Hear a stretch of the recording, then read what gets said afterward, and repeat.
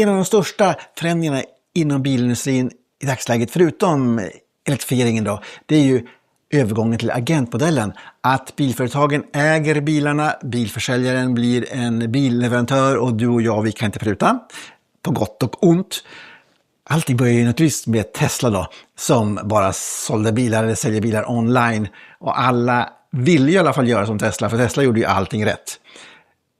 Och många har gått över till agentmodellen, men det är en stor debatt, inte minst bland bilförsäljarna.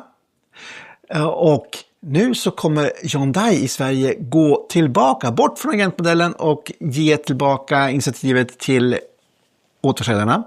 Jag träffade Hyundais Europachef nere på IAA i München och diskuterade bland detta. Vi diskuterade hur går det med elektrifieringen, hur är hotet från Kina, hur ser Hyundai på det här förbudet mot förbränningsmotorbilar 2035 och massa andra skojiga saker. Så att en bra intervju tycker jag att det var spännande.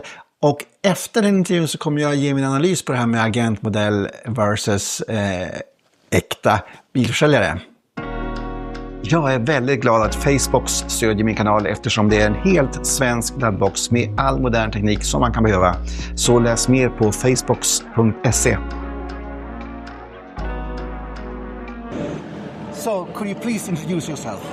I'm Xavier Martinet. I'm in charge of Hyundai Europe. Yes, it's a big responsibility. Yeah, there's a lot to say, I would say. And a lot of challenges. And we have to talk about some of those. Yes. But first, I want to know your views on the 2035 ban of combustion engine cars. All right. So, obviously, all the OEMs, and we're part of them, have invested billions of euros to develop, let's say, an EV lineup. And I guess what you can see on our booth here in Munich is that we have 6 electric vehicles that will be on the market 1 year from now. So it's a very strong investment. So we don't want to change this direction because we believe electrification is the way to go. Now also we're selling cars to customers, and customers are sending us a message that pretty much it might be going too fast. Yeah. And so pretty much what we're asking for is maybe some flexibility, whether you're talking about time frame or you're talking about, let's say, levels of CO2 emissions that are expected, let's say, in 2030. So again, we're not asking for a U-turn, we're just asking for straight direction, but maybe a less steep slope. Because again, we're not just deciding, we don't want just the market to decide from closed offices in Brussels where the market's going to go. It's customers who are deciding, and we have to listen to them. So you think it's a good thing that it might go to 2040 something? You're open for that? I have no ideas about, again, dates and stuff like that. But yeah, we have to listen to customers, and we need more flexibility. Again, we don't want to go back. We are continuing to go in this direction. And I think, again, Hyundai is one of the OEMs who's invested the most. And I think with these vehicles, we'll be the only OEM next year having 6 EVs covering all the segments in Europe from A segment to E segment. So again, it shows our commitment. We don't want to go back in time. But, again, let's listen to customers and let's bring some flexibility. Okay, very good. So there's a lot of Chinese brands here, like 10 of them, and most of the audience here haven't heard of the names even. So which is great. Yes. So how do you look upon this competition? They're very serious competition, and we're taking them very seriously. At the same time, we should not be defensive, should not be afraid. We have a lot of assets that we can push. I think actually that Hyundai is way stronger today than Hyundai was 10-15 years ago. Yeah. 10-15 years ago, people were buying our vehicles because they were affordable. Mm-hmm. And now people are buying our vehicles because their design is fantastic, because we have advanced technology. For example, 800-volt ultra-fast charging capabilities on our vehicles. And also because, we're offering excellent service in sales and after sales. And it's really this whole package that people are looking for. So, again, our job is to continue working in this direction and really improving the lineup that we're bringing to customers, so that at the end they decide to stay with us. So. But how big a market share do you think the Chinese will have in 5 years? Will they succeed here, or do you think I have no idea? But again, they will just crash themselves again, tarmac and just go back. We'll see. But again, I don't want to be defensive. I want to go on the offense. The best way to grow market share is really to offer to European customers the cars they want. Yeah. Concept 3 is presented today. It previews the upcoming, compact EV that will launch 1 year from now. It's the first of 5 all new mass market vehicles that will launch in the next 2 years. Again, we're ambitious. We think that we can grow in Europe. And we have the Chinese. Will they be successful, you think, in Europe? We'll see, because again, like, you need to be successful with customers. You need to have the good products, and you also have the good sales and after sales, let's say, service. Because we say usually in the car industry that the product is selling the first car, but the after sales is selling the second car. Yes. And again, it's fundamental for us to really maintain this very high level of service for our customers in sales and after sales. And again, we'll do our best, whoever the competition is, whether the competition is European, American, or Chinese. Again, I would say that they're forcing us to come with our A game. They're forcing us to come with our best, let's say, plan in terms of products and services. So in a way, it's a good news for customers. The good news, yes. Competition is good for customers. Yes. And Sweden, if you talk about Sweden, Hyundai is sort of the bigger company, but in Sweden, Kia is by far ahead. Why is that? Den här videon presenteras av Karla, där du kan köpa och sälja elbilar och laddhybrider online. Så gå in på Karla för gratis värdering och hitta din nästa bil. I mean, I want to congratulate them, because I mean they're also part of the group. So somewhere, I mean, I would say first I want customers to buy a Hyundai. And if they don't, I want them to buy a Kia. Yeah, I understand that. All right, but I mean, so Kia has been doing a great job, and I guess we also have to get some inspiration from what they've done and apply it pretty much to our own recipe and improve our recipe. And yes, in Sweden we've not been very successful recently. We're changing some things like significantly. There's a lot of work going on right now, even with the dealer network, for example. We're going away from the agency model, and we're launching back the dealer model in Sweden. Okay, that's been approved. Why? Again, I mean, it proved that in the past it was not very efficient for us. And maybe it's efficient for some other brands, but it's not efficient for us. So again, we want to come back and really have, a strong brand, a strong network to really improve the performance that we're delivering in Sweden in terms of, again, sales and after sales. So a lot of things coming. I mean, we should be doing much better than what we're doing in Sweden. I mean, our boss, our CEO, Jose Munoz, is always showing us. In America, for example, Canada is top-performing market. So trying to get some inspiration what they're doing in Canada and replicate it in Sweden. So, of course, the markets are different. But again, it shows that we also have the right products to be able to tackle the Swedish market. And I really hope that we'll meet in 2-3 years. And you'll say that, okay, the plan has worked. It's definitely a key priority for us in Europe. So, do you think the Neue Klasse and the Mercedes GLC and all these more affordable EVs from VV Group, will that spark the EV market in Europe? Will it ignite again? I mean, I don't really want to talk about the others. I want to talk about what we do. But it's true, like, something that is interesting is that right now, when you look at the statistics in Europe, if you take the G5, so again, France, UK, Germany, Italy, Spain, the EV market is 15% of the market, which is not a lot. And then if you look at fleet has 21% EV mix in these G5 markets. Retail, private customers, only 12%. Yeah.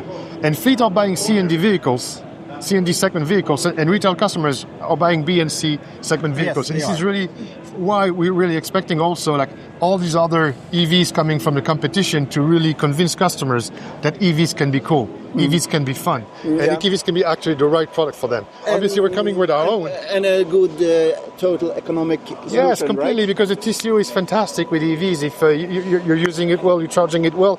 Yeah. I mean, it's a great opportunity, really, to redefine the paradigm of tomorrow. But again, it takes some time, and the competition having success in the B and C segments will also convince more people that's the right way to go. And this is also what we're contributing to. Again, look at our lineup and the concept we're revealing today. Concept previews are compact EV that will hit the showrooms in Europe and in Sweden 1 year from now, and we really hope it's going to make a difference. So to be sure, that you think that all these things coming now will ignite the I'm never sure. But again, you always have to be humble about what we forecast for the market. But again, like, if you bring the right products, I mean, I'm sure it will resonate with some of the customers. And again, like, we'll try to play our role as well to increase, say, the EV adoption all over Europe and in Sweden as well. So, last thing, is there something on your chest that you would like to sort of stress, really, this important for you, on top of your mind? Yeah, I guess it's one of the messages that we have here in Munich is we really want to insist on how important Europe is for Hyundai. And right now, if you look at the Hyundai Motor Europe region, we have 2 plants. We have our design centers, we have engineering center. We're actually investing on the manufacturing plant. Both of our plants will be EV ready. We're investing also in our engineering center. We expanded it recently with state-of-the-art installations. And 70%, more than 70% of the vehicles that we're selling in Europe come from the two factories in the region. So, it's a lot. yeah, it's a lot. And again, we're keeping on investing because Europe is a key region for us. And again, it's one of the key messages that we want to send out today. And we believe also that some of the vehicles here, some of them are global, but the Concept 3 is really previewing a model that is really designed, conceived and developed with the European customers in mind. So again, it's a fundamental message from Hyundai today to the European market. Good luck. Thank you very much. Agentmodellen betyder ju då som sagt att bilföretaget äger bilarna, sätter priserna, har all kontroll på kundernas data och så vidare, så att bilföretagen kan då göra sin planering, vilka modeller man ska tillverka och hur man skickar ut över hela Europa eller var det är någonstans man håller på. Så att man har bra kontroll, men man måste också ha ännu bättre fingerspetskänsla av vilka bilar kommer säljas. Kanske är det så att bilförsäljarna hade mer koll på vad vill mina kunder ha för bilar. Vad är det som är viktigt här när de beställer sina bilar? Och för bilhandlaren, så när han beställt hem en bil, betalt en bil, då kanske det står 100 bilar hemma som bilförsäljaren äger, som tickar pengar varje dag. Och då vill ju bilförsäljaren mycket gärna sälja den till just dig. Och som kund kan det ju vara lite taskigt eller tråkigt att du kommer in där och då vill han sälja på dig den här bilen som har stått länge. Om han är agent så kanske han säger, ja men du, det är den här, eller hon säger att den här modellen är nog den som passar dig bäst. Nej, men i den gamla tiden om man säger så vill ju bilförsäljaren sälja det som är hemma. Samtidigt så kunde ju bilsäljaren ge just dig en bra rabatt för ni är så bra kompisar, ni har gjort affärer i 100 år. Men nu så är det stopp. Nej, jag kan inte göra någonting. Jag är bara en leverantör av bilar. Så att någonting av det här samspelet och någonting av det här entreprenörskapet försvinner ju med agentmodellen. Samtidigt så försvinner ju en hel del av det här samspelet mellan dig och bilsäljaren och den entreprenöra känslan att jag är duktigare än min bilhandlarkollega på samma märke som är i staden där borta. Och jag kan komma med det här erbjudandet och jag kan få hit kunder och slänga ut ett lockbete och jag som kund, den där bilsäljaren där kan jag göra bra affärer, eller han är trevlig eller hon är trevlig och så vidare. Så att engagemanget kanske kan bli större hos en bilförsäljare som säljer sina egna bilar. Samtidigt säger de som försvarar Agentmodellen att bilhandlarna, de kommer satsa enormt mycket på service, för det är just på service och personligt mötande och där som en bilhandlare nu kan göra skillnad. Inte på rabatter eller kampanjer eller något annat, utan det är just på service, och då betyder det att då kommer bilförsäljarna bli bättre på det, att ta hand om kunden, och då är det naturligtvis jättebra. Jag tror att hela det här kommer betyda att det blir en effektivare process från bilfabrikerna ner till bilköparna, men inte lika kanske skojig och lika dynamisk process. Att det blir lite effektivare men tråkigare, och jag tror att många faktiskt kommer göra som Hyundai och känner att vi behöver engagerade bilförsäljare som verkligen brinner för att sälja och hitta på bra kampanjer eller bra grejer eller ge ett bra erbjudande. Liksom, man jobbar hårdare om man har betalt lager som står här ute än om man bara sitter som ordermottagare. Så att jag tror att det kommer bli en tillbakagång lite grann till äkta bilförsäljare, även om jag tror att många också tycker att det är jättebra att kunna gå in på online, beställa bilen, både ny och begagnad, och framförallt när det gäller privatleasing är det ju jättebra att man, det är privatleasing, så där är det, beställ bilen och hämta den, perfekt. Men kanske lite mer exklusiva bilar eller sådär, så tror jag att det känns mustigare och härligare att köpa en bil någonstans. Vad tycker du? Vad är dina erfarenheter av bilförsäljare, agentmodellen och alltihopa? Hur tycker du att det ska bli bäst för dig som bilköpare? Skriv gärna kommentaren här nere. Bra, tja!